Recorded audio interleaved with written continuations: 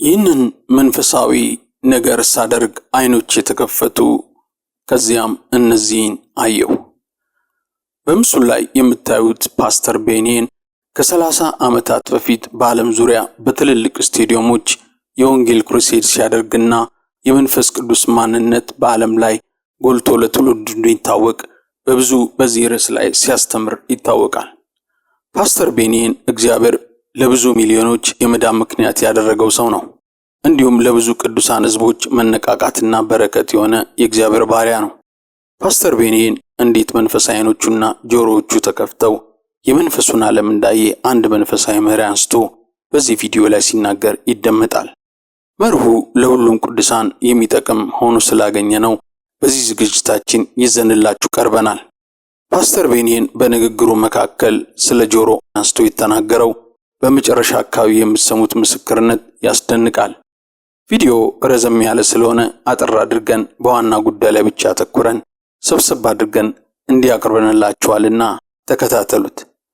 የፓስተር ቤኒን መንፈሳዊ ዓይኖችና ጆሮች የተከፈቱበት ሚስጥር እንዲህ በማለት ነው ለተሰበሰበ ጉባኤ ከትምህርት ጋር አያይዞ ሲናገር የነበረው። Where I woke up and I saw angels in my bedroom. And I didn't know why they came. And later I saw them again and again and again. This went on for months.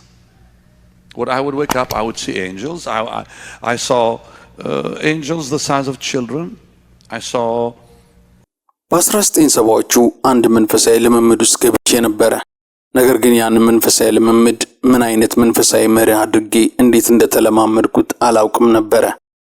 በ1970ዎቹ ሌሊት ጌታን አመልክ ነበረ። አንድ ምሽት ከእንቅልፌ ስነቃ መላእክት መኝታ ክፍሌ ውስጥ ቆመው አየኋቸው። ለምን እንደመጡ አልገባኝም። በኋላ በየጊዜው ደጋግሜ አያቸው ጀመር። ይህ የሆነው ለወራቶች ነው። ከእንቅልፌ በነቃው ቁጥር በእነዚህ ወራት መላእክቶችን አይ ነበረ። አንዳንዶቹ መላእክቶች ቁመታቸው በልጆች ቁመት ልክ ነበረ። አንዳንዶቹ ቁመታቸው ከጎልማሳ ሰው ቁመት ትንሽ ከፍ የሚሉ ነበሩ። አንዳንዶቹ ቁመታቸው ግዙፍና ጠንካራ መልአክ ነበሩ ያየኋቸው። ካየኋቸው መላእክቶች መካከል ማናቸውም ክንፍ አልነበራቸውም። በዚያን ጊዜ ሁሉም መልአክ ክንፍ ያላቸው ነበር የሚመስለኝ። መጽሐፍ ቅዱስ ሰዎችን የሚመስሉ መላእክቶች እንዳሉ ይናገራል። መላእክት መሆናቸውን ሳይታወቅ በብሉይ ኪዳን በአዲስ ኪዳን እንደ ሰው ሆነው የተገለጡ መላእክቶች እንዳሉ ይናገራል። እንደዚህ አይነት መላእክቶችን ሰዎች አይተዋል።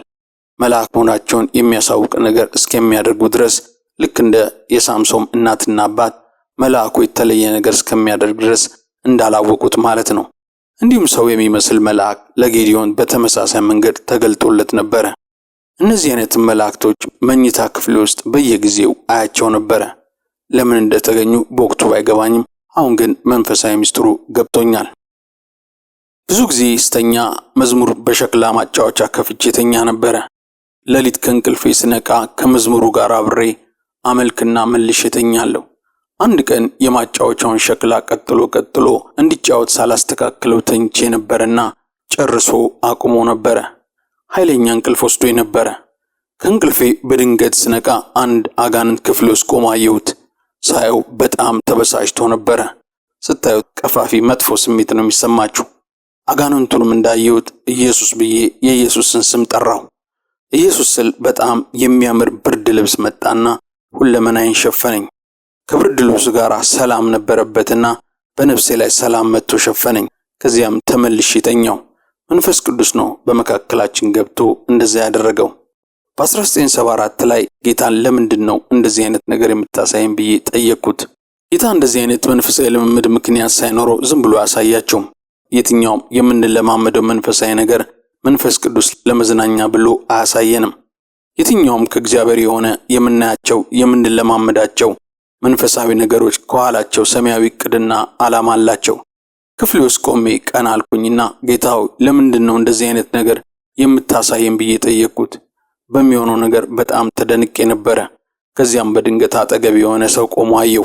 የተገለጠልኝ አካል ወንድ ይሁን ሴት እስካሁን ድረስ አላውቅም።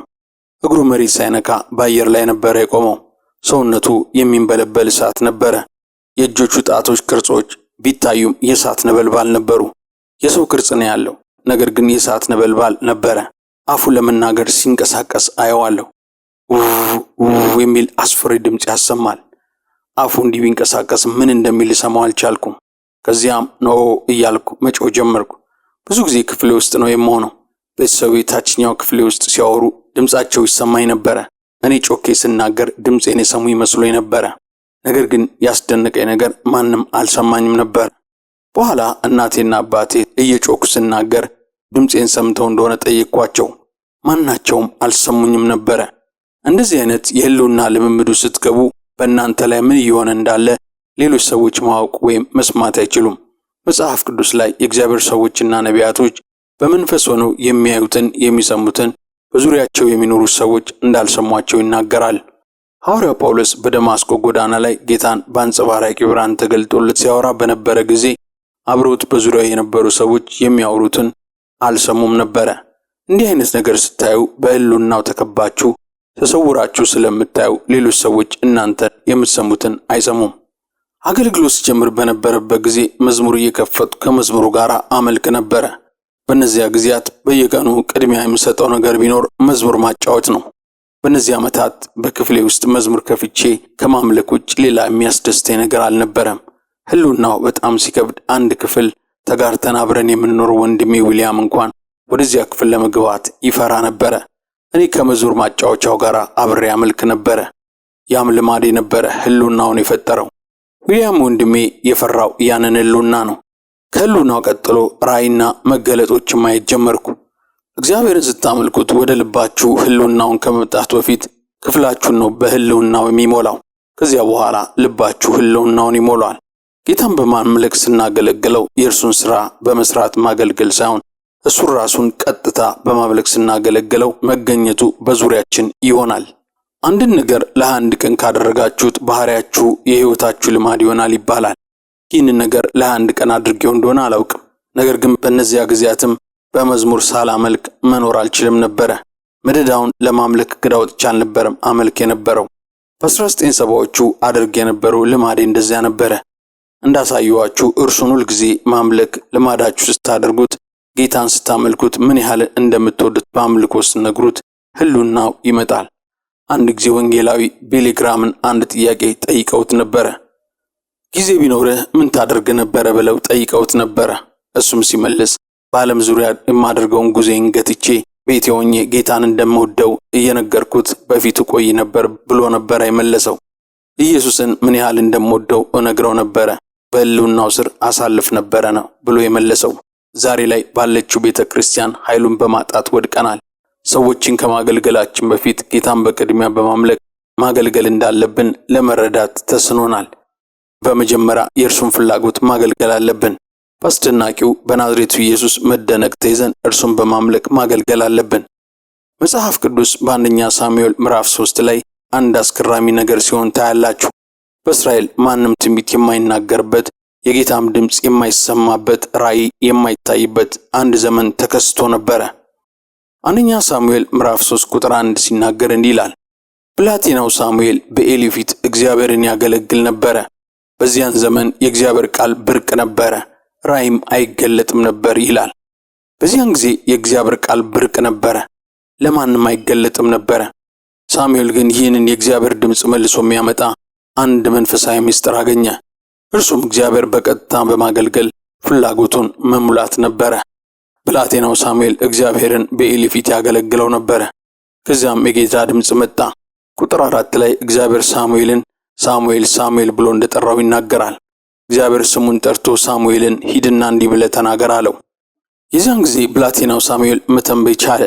በብላቴናው እግዚአብሔር ስለተገለገለ ትንቢታዊ ድምፅ ለሕዝቡ ተመልሶ መጣ። ከዛ በፊት የትንቢት አገልግሎት ፈጽሞ ሞቶ ነበረ። የእግዚአብሔር ቃል ስለማይገለጥ ብርቅ ነበረ። አሁን ግን ያ ትንሽ ብላቴና በአገልግሎት የእግዚአብሔርን ልብ ስለነካ ሁሉም ነገር ወደ እስራኤል ተመለሰ። ጌታን ስናገለግለው እንደዚያ ነው የሚሆነው። እግዚአብሔር ያ ትንሽ ልጅ ያንን መገለጥ እንዲያገኝ አደረገው። የእግዚአብሔር ነገር እንደ ሕፃን መቀበልን የሚጠይቅ ስለሆነ እንደዚህ አይነቱን መገለጥ ብዙ ጊዜ ትልልቅ ሰዎች አያገኙትም። እግዚአብሔር እንደገና ሕፃናት እንዲያደርጋችሁ ጌታን እለምነዋለሁ። ስለ እግዚአብሔር አሰራር ምን እንደገባኝ ታውቃላችሁ? እርሱ ሙታንን እንጂ በሥጋ የነቁትን ሕያዋንን እንደማያምን ነው። እናውቃለን የሚሉ አዋቂዎችን እርሱ ብዙ ማያምናቸውም። እሱ የሚያምነው ለእግዚአብሔር ነገር ሕፃናት የሆኑትን ነው። እናውቃለን፣ ጠቢቦች ነን የሚሉ የእግዚአብሔርን ነገር በቀላሉ አይቀበሉም። ለእግዚአብሔር ነገርም ቦታ የላቸውም። አንድ ጊዜ አገልጋይ ካትሪን ኩልማን የተናገረችውን አስታውሳለሁ። ያለም እንደተናገረች አሁን ላይ ነው በሚገባ የተረዳሁት። እንዲህ ነው ያለችው፣ የማረባ ሞኝ በመሆኔ በጣም ደስተኛ ነኝ። የእግዚአብሔርን ቃል የእግዚአብሔር ቃል ነው ብዬ ለማመን ጥሩ ሞኝ ስለሆንኩ በጣም ደስተኛ ነኝ ብላለች። በመጀመሪያ የእርሱን ፍላጎት ስታገለግሉ እርሱ ቀጥሎ ክብሩና ኃይሉን ይገልጣል። ለዚህ ነው እስራኤላውያን ብዙ ጊዜ ጦርነት ከማድረጋቸው በፊት በመጀመሪያ እግዚአብሔርን በዝማሬ ያመልኩት የነበረው። ኢየሱስ ወደ ጌቴሰማኒ ከመሄዱ በፊት ከደቀ መዛሙርቱ ጋር መዝሙር ዘምረው ነበረ። ኢየሱስ በመዝሙር አምልኮ ነበረ ወደ ክብር ሞቱ ሄደው። ጳውሎስና ሲላስ ታስረው የነበሩበት የእስር ቤት መሰረቱ መናወጥ የሆነው እግዚአብሔርን በዝማሬ ካመለኩት በኋላ ነው። ሁልጊዜ እግዚአብሔር በኃይለኛ ሁኔታ ከተገለጠ ከመገለጡ በፊት በመጀመሪያ እግዚአብሔር በሚገባ ተመልኳል ማለት ነው። እነርሱን ለማዳን ከመንቀሳቀሱ በፊት የእስር ቤቱ መሰረት ከመናወጡ በፊት ጳውሎስና ሲላስ በአምልኮ የእግዚአብሔርን ልብ ነክተውት ነበረ። እናንተ ስታመልኩ የእግዚአብሔርን ልብ ለምን እንደምትነኩት ታውቃላችሁ? ልጆቹ ስለሆናችሁ ነው ልቡን የምትነኩት። ልጆቼ ልቤን እንደሚነኩት ያክል ማንም ልቤን አይነካውም። ብዙ ወንድሞችና እህቶች እንዳሉኝ ሁላችሁም ታውቃላችሁ። ልጆቼ ልቤን እንደሚነኩት ያክል ከእነርሱ መካከል ማናቸውም ልቤን አይነኩትም። ጆሹዋ ልጄ አንድ ጥያቄ ሲጠይቀኝ ልቤ ፈጣን መልስ ነው የሚመልሰው። አናዶኝ እንኳን ሳቅ ብሎ ባባ ካለኝ በቃ ልቤ ነው የሚቀልጠው። በሰራው ስህተት በጣም ተናድጄበት የምቆየው ጆሽ መጥቶ አባ ብሎ እስኪጠራኝ ብቻ ነው። የዚያን ጊዜ የኔ የሆነ ሁሉ የእርሱ ይሆናል። ሁሉንም ውሰደው እለዋለሁ፣ ምክንያቱም ልጄ ስለሆነ። ስለ እግዚአብሔር አባታችሁ አስቡ። እናንተ ልቡን እንደምትነኩት የትኛውም ፍጥረት ልቡን ሊነካው አይችልም። የሆነ ነገር እንዲሰራ እንዲንቀሳቀስ የሚያደርገው ከእናንተ ውጭ ሌላ ማንም ፍጥረት የለም። የዚህ ትምህርት ቁልፍ መልእክት ያለው የእርሱን ልብ የሚነካው እንዴት ነው የሚል ነው። የእግዚአብሔር ልብ ለመንካት ምን ላድርግ የሚል ነው ዋናው ቁልፍ ጥያቄ። የምላችሁ እርሱ ምን እንደሚያስደስተው መርምሩና ያንን አድርጉት ነው። አባቴ የሚደሰትበት ምስጢር ከእናቴ ነው የተማርኩት። የምድር አባቴ በጣም ከባድ ሰው ነበር። አባቴ የመካከለኛው ምስራቅ የጥንት አመለካከት ያለው ሰው ነበር። እናቴና አባቴ በጣም ከባድ ሰዎች ናቸው። ፊት የማይሰጡን በጣም ሸካራ ሰዎች ነበሩ። በሕይወቴ አያቴ ሲስቅ ያየሁበትን ቀን አላስታውስም። ሴት አያቴ ስትስቅም አይቻት አላውቅም። ከመካከለኛው ምስራቅ የመጡ ሰዎች በጣም ከባዶች ናቸው። አባቴም ልክ እንደነሱ አይነት ሰው ነበረ። አንድ ቀን እናቴ የአባቴን የጆሮ ጫፍ ከዳሰስክለት ደስ ይለዋል ብላ ስትናገር ሰማኋት። ትንሽ ልጅ በነበርኩ ጊዜ አባዬ ይህንን ነገር ፈልጌ የነበረ ስለው ብዙ ጊዜ በጩኸት አይሆንም ነበር የሚለኝ። አንድ ቀን እናቴ ስለ አባቴ ስታወራ የአባቴን ጆሮ ስዳስስለት የምትፈልገውን ነገር ያደርግላል ስትል ሰማኋት። ከዚያም ቀስ ብዬ እጄ ጭኑ ላይ ቀመጥና ጆሮውን ዳስስ አድርገዋለሁ። ከዚያም አባቴ ዋት ዱ ዩ ዋንት ይለኛል። ምን ፈልገ ነው ይለኛል። እኔም የምፈልገውን እነግረዋለሁ። ከዚያም ይገዛልኛል። ጆሮውን በማሻሸት ብቻ ነው እንደዛ የሚያደርግልኝ። ከዚያ በኋላ አባቴ ምን እንደሚያስደስተው ገባኝ። የሰማይ አባታችሁ ምን እንደሚያስደስተው መርምሩና ድረሱበት። የእግዚአብሔር ቃል እርሱ የሚደሰተው በምታመልኩ ጊዜ እንደሆነ ነው የሚናገረው። በዙሪያችሁ የሚከቧችሁ ሰዎችን ለጊዜው ተወት አድርጉና እርሱን በማምለክ ከእርሱ ጋር በቅድሚያ ጊዜ አሳልፉ። አንድ ጊዜ ለማገልገል ህንድ ሀገር ሄጄ ነበረ። የዚያን ቀን በጣም ስራ በዝቶብኝ ነበረ። 7 ሚሊዮን ሰዎችን በ3 ተከታታዮች ምሽት አገለግል ነበረ። አስቡት፣ ሁሉም ሰው ሊያገኛችሁ ሲፈልግ። ትልልቅ ቀረጻዎች ነበሩብኝ። የመንግስት ሰዎች ይመጡ ነበረ። ሁሉም ሰው ከኔ ጋር ጊዜ ማጥፋት ይፈልጉ ነበረ። አንካሶችና ሽባዎች እንዲጸልይላቸው ወደ ሆቴሌ አምጥተዋቸው ነበረ። በጣም ስራ በዝቶብኝ ነበረ። ሁሉም ሰው በግል እንዲጸልይላቸው ይፈልጉ ነበር። ብዙ ጊዜ የማታውን አገልግሎት ሲጀምር በጣም ደክሞኝ ነበር የሚጀምረው። የመንግስት ባለስልጣኖችና የፊልም ተዋናዮችን እያገኘው በግል አናገር ነበረ። ሰዎች ወደ ሆቴል ይገቡ ይወጡ ነበረ። አንዱ ሲገባ ሌላው ይወጣ ነበረ። ብዙ ጊዜ ማታ ለማገልገል ወደ አገልግሎቱ ሲሄድ ደክሜ ነበር የሚሄደው። አንድ ምሽት ላይ ለማገልገል መድረክ ላይ እንደቆምኩ ግልጽ የሆነ የእግዚአብሔር ድምጽ በጆሮዬ ሰማሁ። እንዲህ የሚል ዛሬ ናፍቄ ነው ያልኩት አለኝ። ዛሬ ናፍቄ ነው ያልኩት ሲለኝ ንግግሩ ልቤን ነካውና አለቀስኩ። ውዱ ኢየሱስ ይቅርታ አድርግልኝ አልኩት። ከእርሱ ጋር ጊዜ አስቀድሜ ስላላሳለፍ እፍረት ተሰማኝ። በዚያን ቀን ጌታ ከእርሱ ጋር እንድሆን ቀኑን ሙሉ ይጠብቀኝ ነበረ። እኔ ግን በጣም ሥራ በዝቶብኝ ነበረ የዋልኩት። በብዙ ሰዎች ሕይወት ውስጥ ኃይል ማጣት ውድቀት የሚሆንበት ምክንያት ለእግዚአብሔር ልጅ በግል ጊዜ ስለማይሰጡት ነው። ከእግዚአብሔር ጋር የግል ጊዜ ስለማይኖራቸው ነው እንደዛ የሚሆነው። ነገር ግን በእግዚአብሔር ልጅ መደነቅ ሲይዛችሁ ከእርሱ ጋር ጊዜ ታጠፋላችሁ። እዚያ ግድግዳ ላይ የተሰቀለው ኢየሱስ የሚለው ስም ይታያችኋል። በቃ የሚያስፈልጋችሁ ብቸኛ ነገር እርሱ ብቻ ነው። የእርሱ ሕልውና በዙሪያችሁ ሲሆን በድንገት የጸሎት መልሳችሁ ሁሉ እንደተመለሰ ታውቃላችሁ። መለመን እንኳን ሳያስፈልጋችሁ መገኘቱ ሁሉንም ችግሮቻችሁን ያስወግድላችኋል። መጽሐፍ ቅዱስ በሁለተኛ ዜና ምዕራፍ 5 ከቁጥር 11 እስከ 14 ካህናቱ እግዚአብሔርን ሲያመልኩት የእግዚአብሔር የክብር ደመና ቤቱን እንደሞላው ይናገራል። እንዲህ ሲል መዘምራን በአንድነት ሆነው እግዚአብሔርን እያመሰገኑና እያከበሩ እግዚአብሔር ቸር ነውና ምሕረቱም ለዘላለም ነውና እግዚአብሔርን አመስግኑ እያሉ በአንድ ቃል ድምፃቸውን ወደ ላይ ከፍ አድርገው በመለከትና በጽናጽል በዜማ ዕቃ ሁሉ እግዚአብሔርን ባመሰገኑ ጊዜ ደመናው የእግዚአብሔርን ቤት ሞላው። የእግዚአብሔርም ክብር የእግዚአብሔርን ቤት ሞልቶት ነበረና ካህናቱ ከደመናው የተነሳ መቆምና ማገልገል አልተቻላቸውም ይላል። በአንድነት እግዚአብሔርን ሲያመሰግኑ ደመናው እንደመጣና በኋላም ደግሞ በሁለተኛ ዜና ምዕራፍ 7 እሳቱ እንደመጣ ይናገራል። መቼ ነው እሳቱና ደመናው የመጣው? ደመናው ሰለሞን የቤተ መቅደሱን ሕንፃ ገንብቶ ባለቀ ጊዜ አልመጣም። ደመናው እንስሶች መስዋዕት ሆነው ሲቀርቡ በነበረም ጊዜ አልመጣም። ሕንፃ ስለገነባም ብቻ እግዚአብሔር የሚመጣ ይመስለናል። ለሕንፃ እርሱ ብዙ ፍላጎት የለውም፣ ወይም ብዙ ገንዘብ ስለሰጠነው የሚመጣ ነው የሚመስለን። በዚያን ጊዜ በ10 ሺህ የሚቆጠሩ መስዋዕቶች ተሰውተዋል። ግን የሕልውናው ደመና የተገለጠው እርሱም በአምልኮ ስታገለግሉት ብቻ ነው። የትኛውም ነገር የምታደርጉት ያንን ሕልውና አያመጣውም። ልቡን የሚነካው እርሱን ቀጥታ ስታመልኩት ነው። እግዚአብሔር ሐዋርያው ጳውሎስን ለአገልግሎት የጠራው መቼ ነው? በደማስቆ ጎዳና ላይ በአንጸባራቂ ብርሃን ላይ ባገኘው ጊዜ አይደለም? ወይስ በሐናንያ ቤት ውስጥም በመንፈስ ሲሞላ በነበረ ጊዜ አይደለም? ወይስ ወደ አረቢያ በረሃ ሄዶ በዚያ 14 ዓመት በቆየም ጊዜ እግዚአብሔር አልጠራውም? ወደ ኢየሩሳሌም ሄዶ ከነ ጴጥሮስ ጋር በተገናኘ ጊዜ ለአገልግሎት እግዚአብሔር ሐዋርያው ጳውሎስን አልጠራውም? የጠራው በሐዋርያት ሥራ ምዕራፍ 13 ቁጥር 1 ላይ ነው። እግዚአብሔርን ሲያመልክ በነበረ ጊዜ እንደጠራው ነው ቃሉ የሚናገረው። ቃሉም እንዲህ ይላል። ሐዋርያት ሥራ ምዕራፍ 13 ቁጥር 1 ጌታንም ሲያመልኩና ሲጦሙ መንፈስ ቅዱስ በርናባስና ሳውልን ለጠሯቸው ሥራ ለዩልኝ አለ። ጳውሎስ ሲጠራ የተጠራው በዚህ መንገድ ነው። የተጠራው የጌታን ልብ በማምለክ በነካ ጊዜ ነው። እግዚአብሔር እንዲጠራችሁ ትፈልጋላችሁ? እግዚአብሔር እንዲገለጥላችሁ ትፈልጋላችሁ?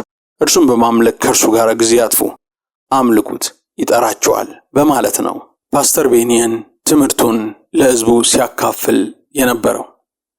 እኛም አጠር አድርገን ያቀረብነው ዋናው መልእክት ይህን ይመስላል። በዚህ መልእክት ላይ ቅድሚያ በመስጠት እግዚአብሔርን ከልብ በማምለክ እግዚአብሔር እንዴት ሕልውናውን እንደሚልክና ከዚያም በኋላ ዓይኖችና ጆሮችን ከፍቶ የመንፈሳዊ ዓለሞችን ለማየት እንደሚፈቅድ ነው የተላለፈው መልእክት። እግዚአብሔር በዚህ ጉዳይ ሁላችንንም ይባርክ በማለት ለዛሬ ያዘጋጀንላችሁን እዚህ ላይ አበቃን። ያዘጋጀላችሁ ትሪኒቲ ቲዩብ ነው። ስራችንን ከወደዳችሁት ላይክ አድርጉልን። ይህን መልእክት ስትሰሙ የተገነዘባችሁት ሐሳብ ካለ በሐሳብ መስጫው ላይ ጻፉልን። የቻናላችን ቤተሰቦች ካልሆናችሁ እንዲህ አይነት ድንቅ ምስክርነት ሌሎችም የትምህርት ዝግጅቶችን ስናቀርብ ቶሎ እንድታገኙ ሰብስክራይብ የሚለውን በተን በመጫን የቻናላችን ቤተሰቦች እንድትሆኑ እንጋብዛችኋለን። እግዚአብሔር ይባርካችሁ። እግዚአብሔር መልካም ነው። ኢየሱስ ክርስቶስ ጌታ ነው። አሜን።